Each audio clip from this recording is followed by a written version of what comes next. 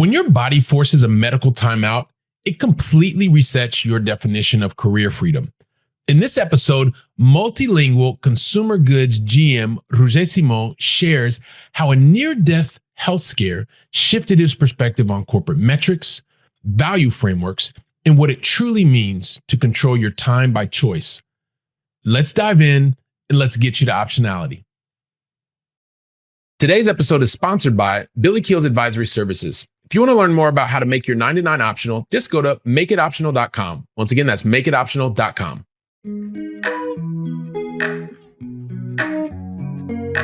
Helping you build freedom without losing your edge. This is the Going Long podcast with Billy Keels.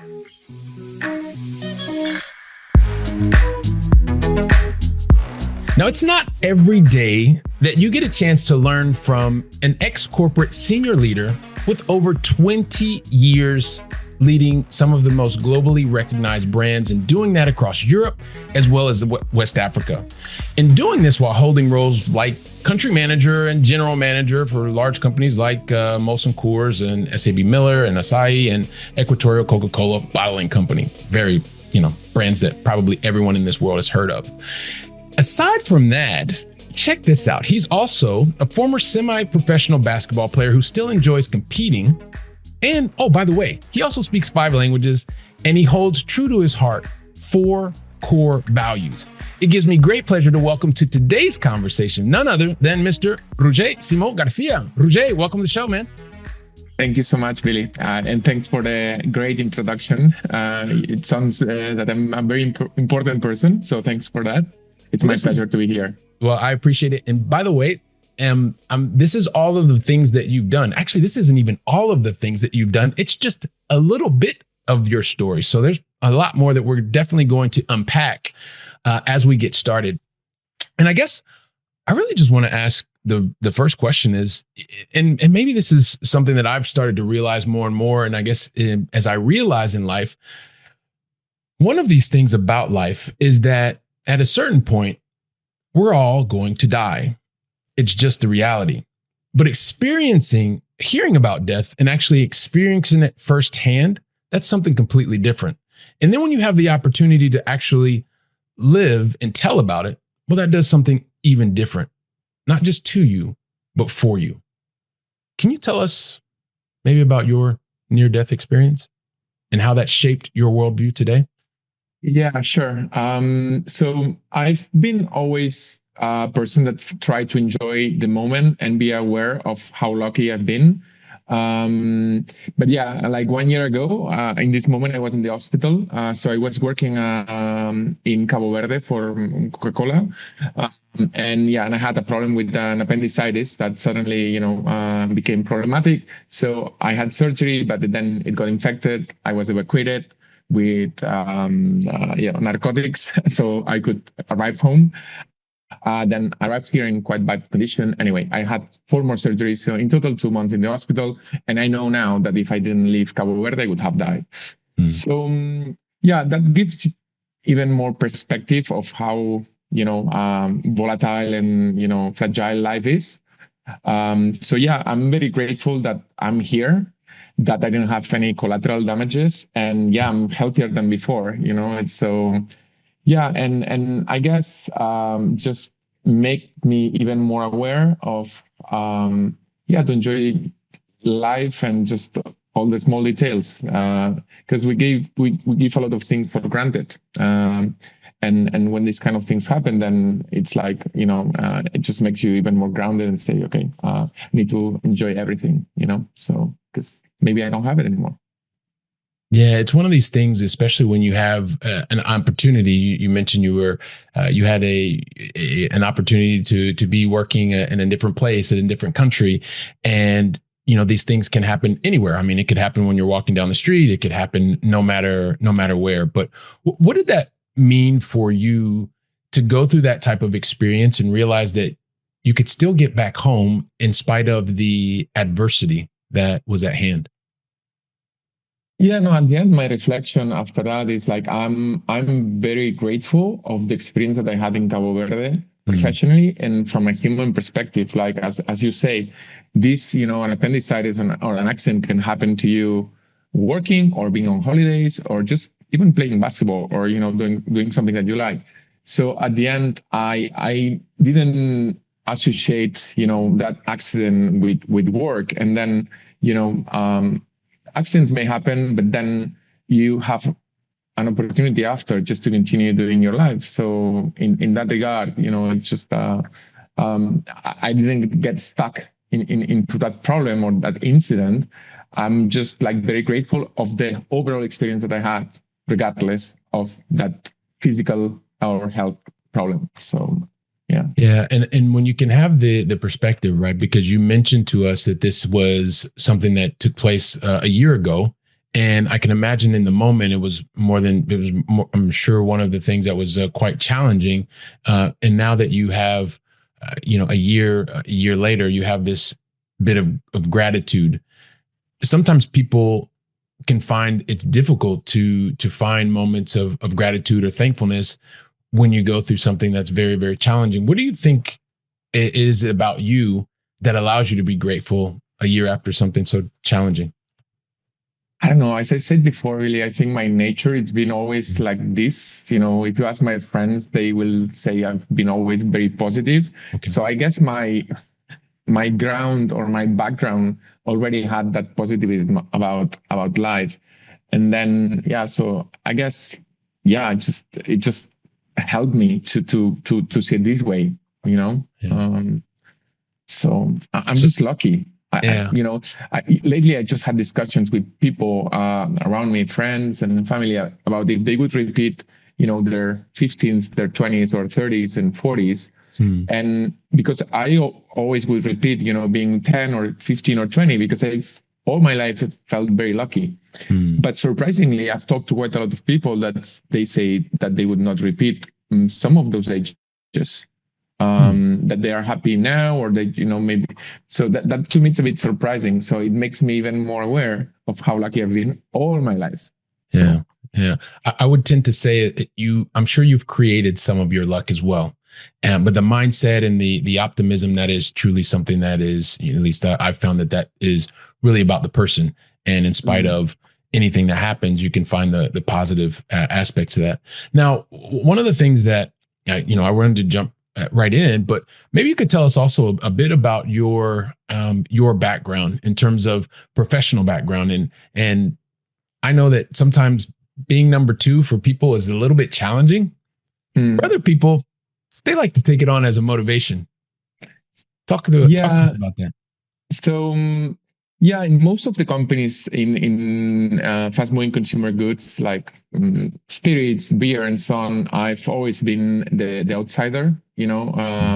Never, except the last experience in Cabo Verde with Coca-Cola. In the other experiences, for example, in Spain or Italy and Portugal, I was always like, never number one.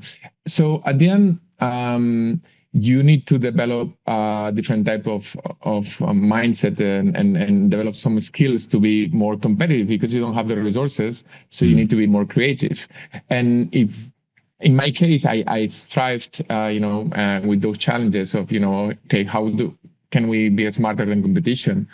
So I guess it's part of what I've enjoyed in the last 20 years. So, trying to be a bit smarter than competition.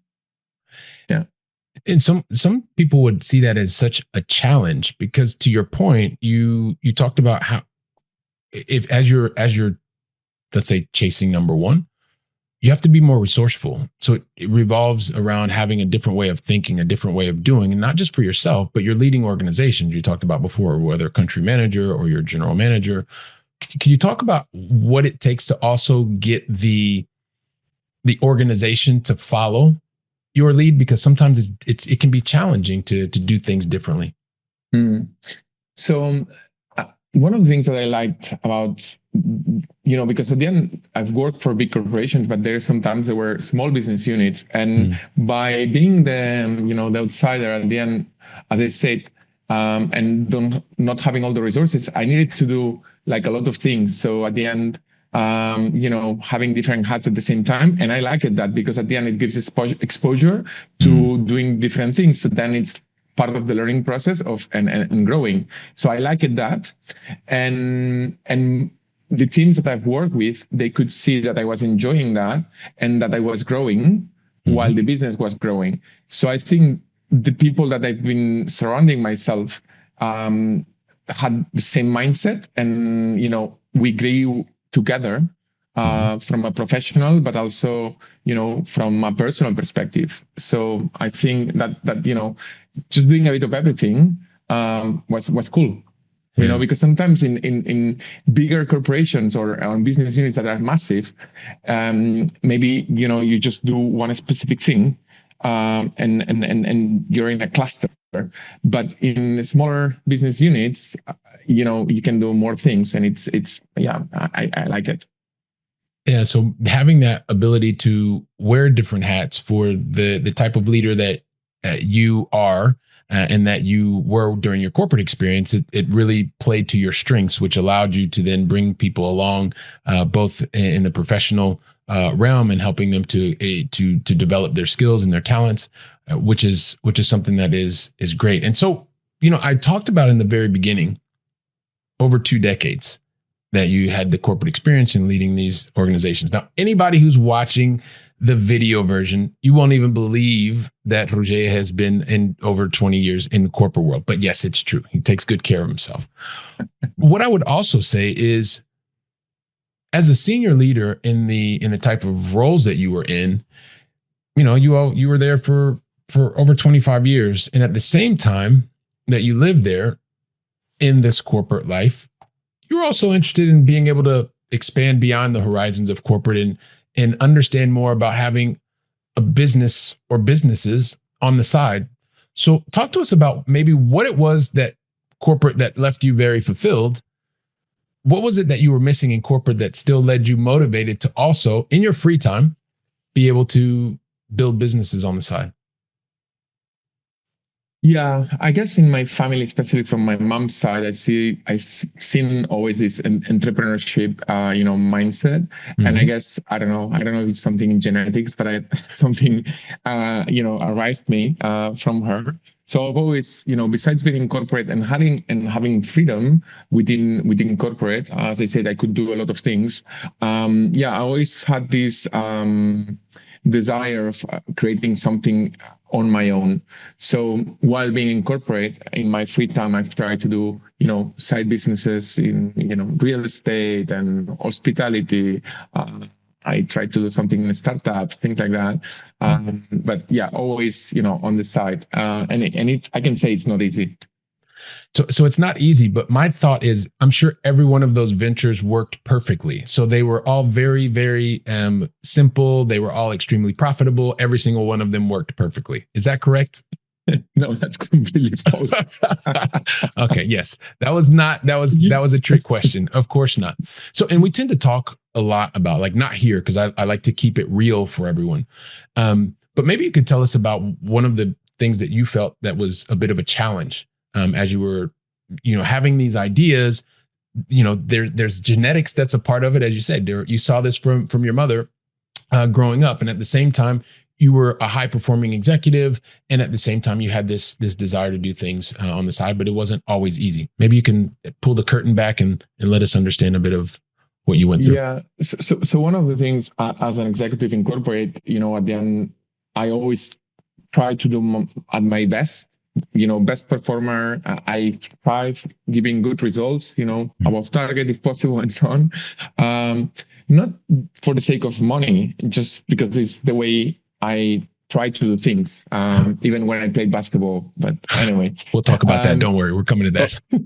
Okay, but yeah. So one of the things I realized is that having my hat in corporate, but then trying to do something on the side, maybe sometimes it created tension because I could not do the side at the same level I could do, the corporate job. So I was, I was suffering because, I could realize that I was not doing at my best. I don't know, maybe, you do like a real estate thing, buying a flat, and maybe I didn't check that contract with enough, care. So that became a problem.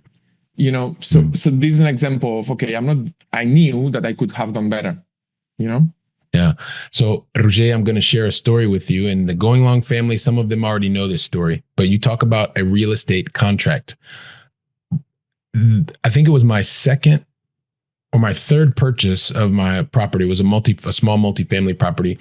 I did not read the contract properly, and that ended up costing me $25,000. And that was a very interesting and important lesson for me about being able to review contracts or having someone on my team review the contracts, because I don't know about you, but I don't like giving away money for something that I feel later that I could have avoided.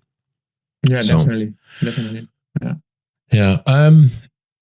Okay. So and at the same time, so you tell us about some of the challenges.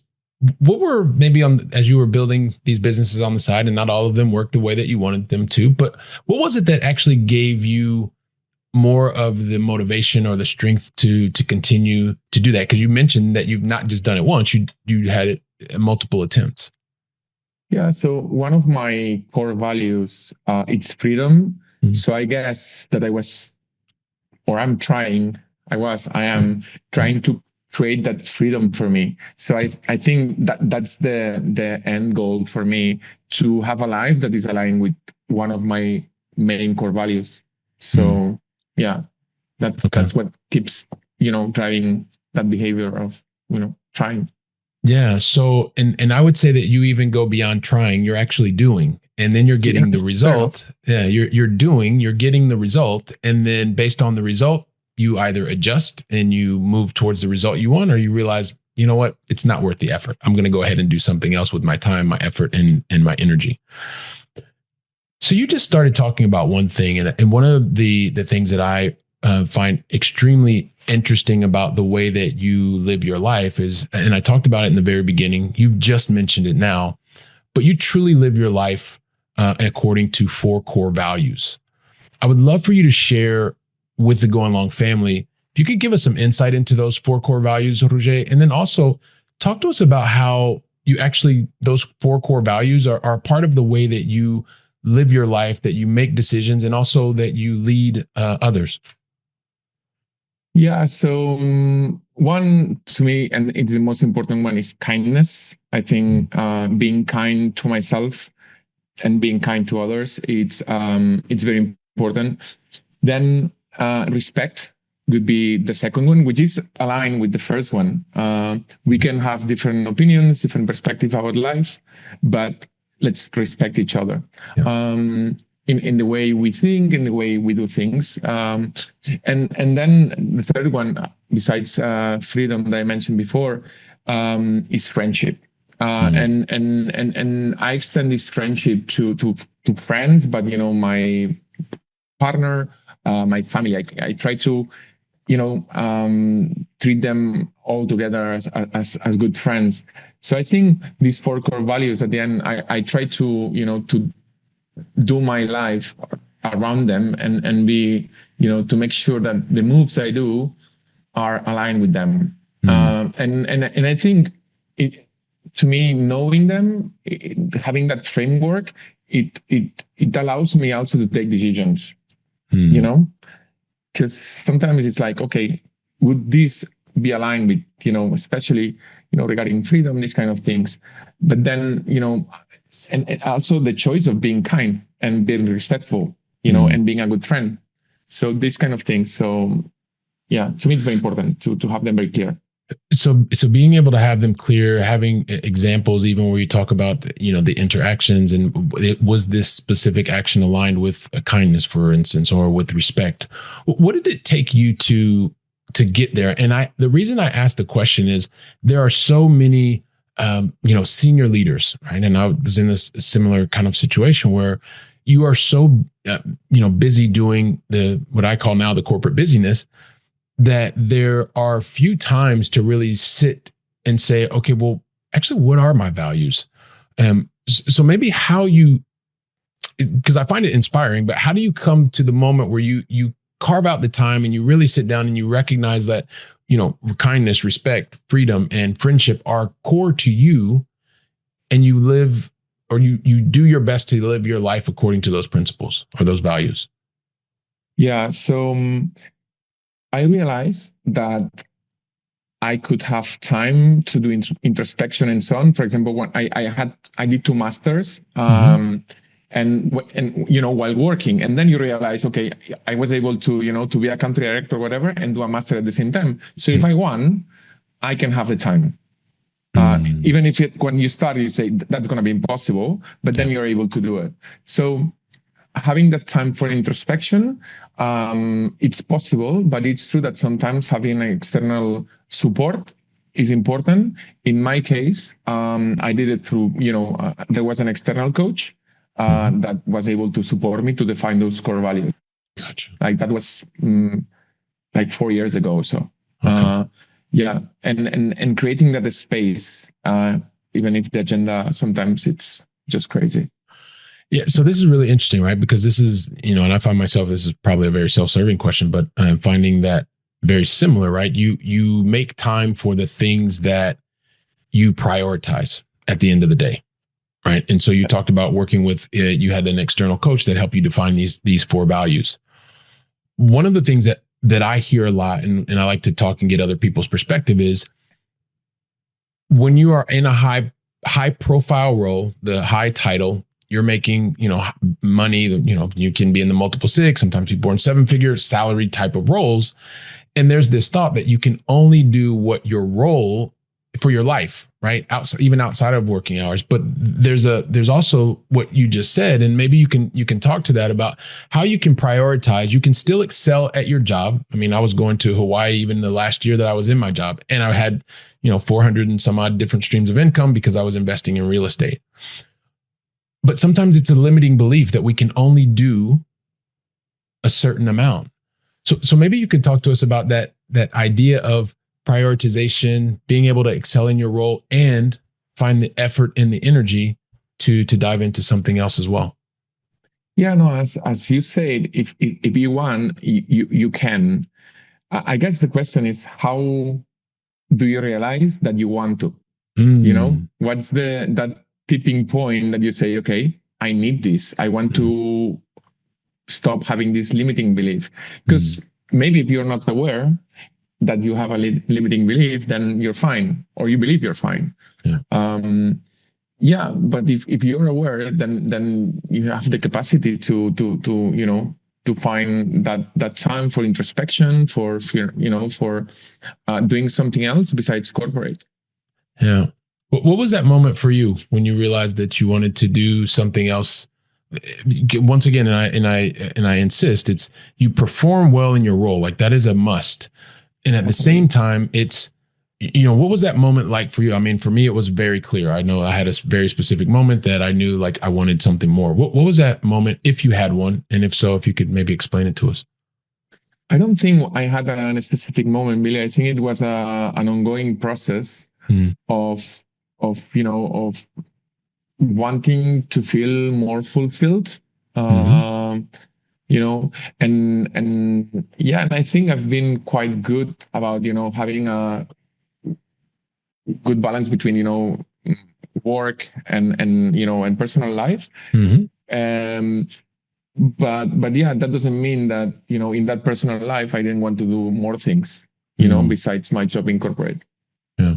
Okay. I guess it's part of growing, as an individual. So not just growing professionally, but also personally. And that can be, many things. Yeah. Yeah.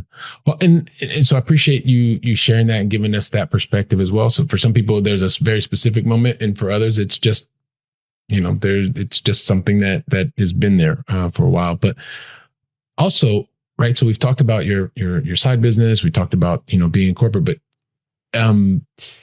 you said you always knew you wanted to do something on your own, right? And you had that, but at the same time, you stayed in the corporate world for 25 years. Yeah. I know what my reason was, but I would love for you to share with me and the Going Long family. What was it that about corporate that kept you there for the period of time that you were there so far?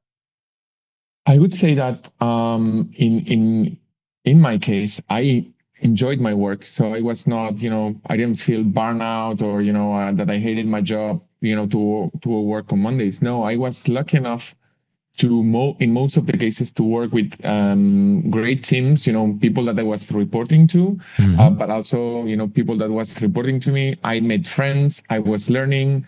So, I was, being, the companies that I worked for, they had cool brands, so all together made me, enjoy my work. It's true that it's very demanding, especially if you thrive delivering and so on. But yeah, I guess like I can say I enjoyed my work in corporate, so that's what kept me there. Okay, all right. Yeah. So the environment, the people, it was demanding, and as we're thinking about the things that we've talked about so far, because you have this competitive side of you as well, right? There's this competition. We talked about you being a semi-professional or former semi-professional basketball player. How much of that competitive nature, that wanting to play, excelling in a high level in team sport, do you believe translates into your ability to also succeed both in the corporate environment and outside of the corporate environment? Yeah, so when I started to play basketball, I like it to lead, to, I guess, be the maximum scorer, maximum rebounder, these kind of things.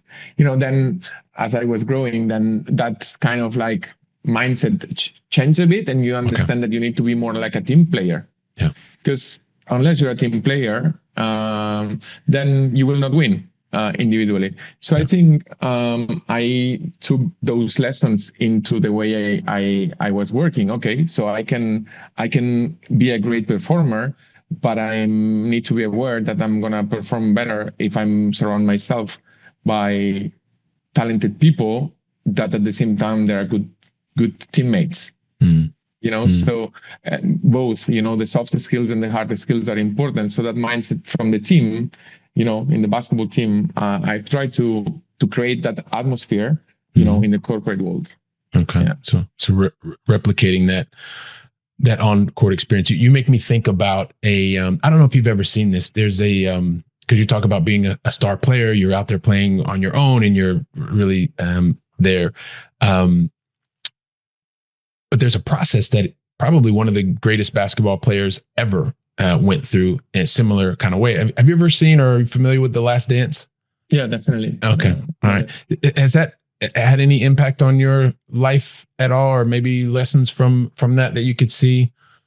I know it's something more recent, but but you made me think about the process that Michael Jordan went through, recognizing, the great by yourself, but it's about making the team better. I mean, yeah, I would never dare to compare me to Michael Jordan. All right, I won't do that either. Thank you. That's blasphemy. Anyway, so no, I think probably when Michael Jordan started, he was just the best individual by himself. But then there was a moment that he realized that he needed to surround himself by teammates that that they would play as a team, and then all together would achieve the biggest successes. So I think that's it's similar to the approach that I try to have in my work as well. Okay. All right. Appreciate you sharing that. And then also too, it's one of the things I continue to hear you talk about is just this level of self-awareness. And recognizing things that you do well, or maybe there's moments where you need further definition, like your core values, and you worked with someone that was an external to help you make those more concrete, and then being able to live out those values on a daily basis. We continue to come back to the concept of working in your role, and as you're in your role, you're performing at a high level. Once again, you're finding time to do things outside of the office where you can also explore your freedoms, etc. But the reality is you were in these situations which were turnaround situations, right? They weren't, you just walk in and it's really super easy. You were at moments where you're chasing the market leader. You're still a very recognized brand, but you're doing big turnarounds, and you're doing this, times in a row, 8 quarters in a row, 8 years in a row. And I can imagine, because this is one of the things that we want to be realistic in terms of the side business and how you can do that and do it effectively, not perfectly, effectively. But I'm just curious, after that type of a demanding area, like when you're going through those long days, long weeks, long months, how much of your mental or your energy, because we were talking about that earlier, is left for you truly outside of those office hours, let's say? Yeah. To me, sports was one thing to regulate myself. And sometimes, especially in the weekend, even if I was tired, I was trying to do something just to, because I realized, for example, especially when traveling and you arrive home on a Friday, 7 o'clock in the afternoon, and your energy level is, like a -10, so yeah. And that happened quite often. So yeah, in that regard, there was some times that the energy was not there, and then I don't know. I guess you feel.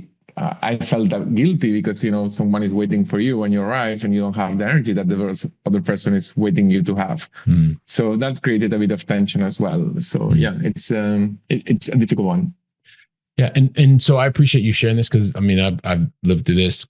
Clients I work with go through very similar things, and I guess I look at it, it's one of the realities of high performers, of and it is a part of it, and I appreciate you sharing it. I know that I've shared it in the past, but what I want our audience to know is that if you feel this way, you're not alone. Like it is something that happens, especially when you're performing at a high level. You are leading organizations. You have lots of people that are following you. And so the time that you are in your role, and very few people that are in the roles that are here, like Roger, I won't even ask you to tell us the hours that you were working. But it's usually not 9 to 5. It's just not, because you have more responsibility. You have people, you have lots of things. I won't ask you the hours, Roger, but when you were leading organizations, were you just working from 9 until 5 and that was it? No. Okay. No. You don't have to say. Okay. No. I just want to make sure. I never did. And so but I want people to understand that when someone else says that work just 9 to 5, that's for that person. It's not usually for someone who is a high achiever, who is a general manager, who is a senior executive vice president, even senior director. It's usually just not the case. So, one of the other things then, unless there was anything else that you wanted to add to that, Roger? Anything? No. Yeah, at the end, I think it was quite good especially during the weekdays, to make sure that those days could be, long. But then I was able to switch off for the weekend. That was a bit my commitment with myself, with my family, with my friends and so on, so I was able to do that. But yeah, during the week, that was another story. Yeah, I got to that point as well, but it was a challenge. Like for me, it didn't happen overnight. It was a progressive thing. Was it something for you that happened? You said, I'm going to do it tomorrow, and it was perfect the next day, or? No. It's a learning process. Okay. Yeah. All right. Also, too, as you go through these different processes, right? There's a moment in life, in that, and I believe that it has a lot to do with experience. But I'm open to the debate here. But there are moments when actually my body, because we're talking about, just energy and things like that, my body was telling me one thing, but I didn't actually understand how to recognize the signals that my body was telling me. I didn't understand what it was leading up to. Now, later I started to recognize that, because my body would want to do one thing and my mind wanted to do another thing.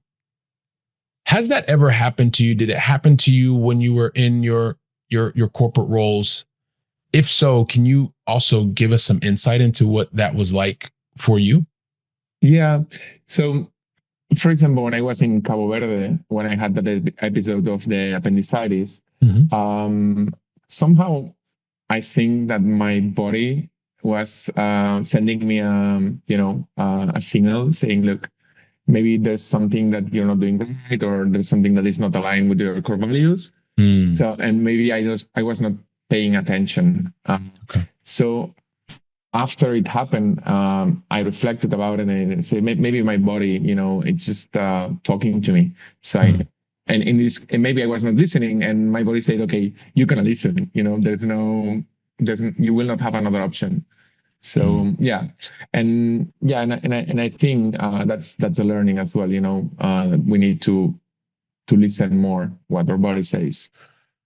Yeah, I know it's one of those things that I've definitely become much more aware of, and it's one of those things that I'm just curious. And so I like to ask other people if you've been through something similar, because if I've been through it, you've been through it. I am sure that viewers and listeners have also been through something very similar. A wise person once told me that freedom was when you had time plus money. Yeah. Are you familiar with that? And if so, what does that actually mean to you? Yeah. At the end, for me, when I think about freedom, having time, it's a key variable, because if you have lots of money, but you don't have time, then you don't have freedom. And then, and if you have a lot of time, but you don't have money to enjoy that freedom, then it's not a full freedom. So I think that equation for me, it's quite valid. And that doesn't mean not working. You can have freedom and be working, but having time to do also things that you like on top. So yeah, that time you can be working, but maybe not working like 20 hours per day, so yeah. That was a wise person, the person that told you that. Yeah, I think so too. Thanks. I think so too. So, I find that you are at this really unique spot, right? You're like where you are right now. And we've talked about it. And it's one of the things I really appreciate being able to have this conversation with you, because you can talk about real things and be real about it. You're at this real unique moment, right? You could have another corporate role. I know, many corporations would love to have you leading organizations. You could be at a point where you are starting your own, you can consult because you've done a lot of things here. And I know people would love to have your knowledge. You even have the knowledge, the network to be able to go out and build something completely on your own if you wanted to.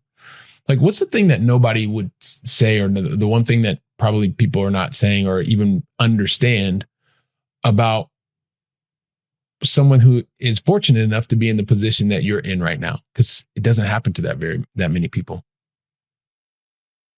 Yeah, so I have to say that it's I feel very lucky. But there's moments that on those transitions, you can feel stuck, because when you have like different options, then it's like, okay, which one is the best? So that's the case. I feel very lucky to have those options, but sometimes I need to ground myself and say, okay, you have options. That is good. The problem would be the opposite, that I don't have options. But sometimes I need to ground myself in this transition to say, okay, what's the best move now? What do I want? Is it aligned with my values? Is it not? So it's part of the process. Yeah, well, it's part of the process. And one of the things, even the reflection that I had, and it's one of the things that I hope that the Going Long family that you're paying attention to. I mean, one of the reflections that you had right away, Roger, is, okay, is it aligned with my values? And we talked about your core four values. You have a framework to go back to. You have people that are, I'm sure, part of your trusted inner circle that you can reflect things off of. So being able to have a framework, being able to have a reference, community of references is also something that's really, I find to be very important.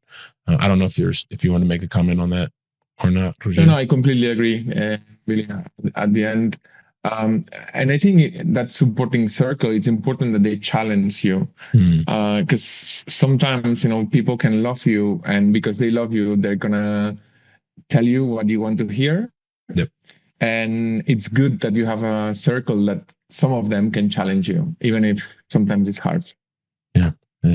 I appreciate you giving that perspective. So, I can't even believe how fast these conversations go by. I mean, this is insane. But so Roger, before we I have one question that I have to ask, and this is just something that it is a question that I ask all of my guests, because for such a long time in my life, everything went according to plan. I wanted this, I got that. I wanted this, I got that. I got, everything, the things that I wanted, the experiences I wanted to achieve. But there was a moment in my life where I realized things weren't going to go according to plan. I had personal life challenges, I had professional life challenges, and they all happened at the same time. But what I always attempt to do is take away, what's the learning from that, right? And what I realized is, in that moment in time, I realized that everything are just moments. The difference is the perspective that we have, because when things are going really well, we tend to not think about it because things are going really well. But when things are at the bottom of the valley, at the trough, if you will, it seems sometimes that it's very easy to stay stuck in that moment. You feel like it's never going to end. But the reality is that they're both moments. And so there was a moment when I was at a low point, and I had friends that were sharing with me and pouring into me, the inner circle we were talking about. But it wasn't until the moment that I literally looked myself in the mirror and I said something to myself that got me out of that really low moment. And I would love for you to go through an exercise with me, and knowing that the Going Long family is listening to you. But you're going to have those high moments. You're going to experience some low moments. But I would love for you to say, okay, 3 years from now, you're looking back and you're saying, Roger, I'm so glad that you said this to me, because that's exactly what I needed to get out of that low point and start moving back towards a high point. What's that one thing that that you need to say to yourself to get yourself out of that low point that you'd be willing to share with me and the Going Long family today? Can it be two things? Sure, go ahead. I know you're See, this is what happens with my overachievers. I would say two things. One is like everything passes, so that's one. And the second one would be to trust myself, trust, because sometimes you don't have all the answers, and that's fine. But trusting your gut, I think it always has worked for me. Yeah. So. Yeah, it's interesting because it goes back to that whole understanding your energy, understanding your body. And when you trust your gut, that's literally a physical, that can also be a chemical type of reaction. So trusting yourself and being able to realize that everything does in fact pass.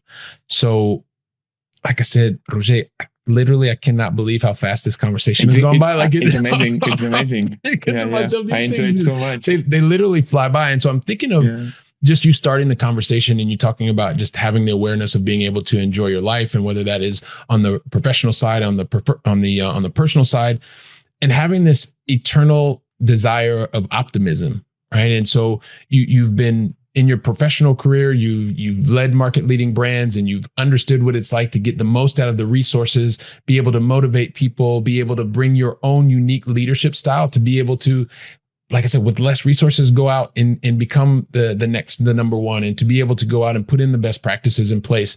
And even recognizing for yourself that it wasn't just about being in one place. It's about being able to have leadership that is multicultural across different countries, even different continents, and being able to do that in a way that continues to inspire others. It continues to help you grow. And you also recognize that in a moment, even a moment of extreme crisis or even near death, that there's something to be grateful for from the experience, to recognize that it could have happened anywhere. And at the same time, it helps you today to be even more grateful and recognize the opportunities that you have. And so even as you sit at this crossroads today, there's lots of inspiration that you continue to have for other people. You've demonstrated that you could excel at a really high level during corporate, and those genes that your mother gave you that still even inspired you to have that ability to want to go out and create a business on the side so that you can chase that freedom that you were actually working on, not trying to get, but working on. And I know that that's such an inspiration for so many people, and everybody's thinking to themselves, Billy, just be quiet and ask Roger the question that we all want to know. So what is the best way for the Going Long family to find out more about you, Roger, how we can learn from you, how we can connect with you? We just want to know. Please tell us. Well, no, thank you, Billy. If someone wants to, connect with me, I guess LinkedIn would be the best way to reach me. And yeah, I'm happy to talk and connect with whoever wants to connect with me. Yeah, I'm very social, as you can probably see in this chat. So yeah, I love to meet people. So yeah, and to learn and keep growing. So yeah. All right, fantastic. So listen, Going Long family, what I'd love for you to do, please, when you reach out to Roger, and it spelled like Roger, but don't worry, we'll put it in the show notes, and all you have to do is click the link and you'll go straight to his profile. What I would love for you to do is please leave a personalized invitation, just so that Roger, once again, Roger, if you're watching it or looking at it, so that he knows that you've already invested time to get to know more about him, more about your story. It's going to help the two of you have a conversation that is even much more enjoyable. So that's the only thing that I would ask, or build on top of what you just asked for, or what you mentioned, Roger, in terms of being able to get in touch with you. And I would like to say, just on behalf of the entire Going Long family, thank you very much for deciding to invest your time with me, with us, and share a bit of your story. Thank you very much, Roger. No, thanks to you, Billy. It's been an authentic pleasure, our honor to be here. So yeah, very thankful. All right, perfect. Well, thank you very much. And Going Long family, thanks for investing time with Roger and I. Really appreciate it. And as you know, I'll be back here. I'll be preparing for the next conversation. So until then, go out and make it a great day. And thank you very, very much.